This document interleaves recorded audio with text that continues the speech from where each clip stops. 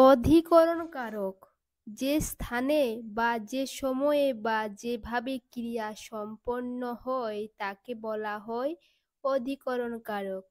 ক. সূর্য প্রতিদিন সন্ধ্যায় অস্ত যায়। খ.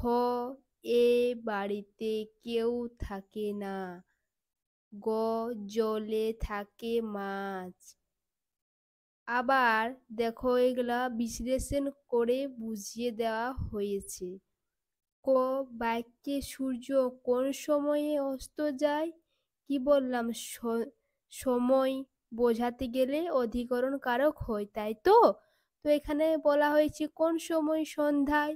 বাক্যে কোথায় কে থাকে না, এ বাড়িতে এখানে স্থানে বোঝানো হয়েছে, সেজন্য অধিকরণ কারক হয়েছে। গ.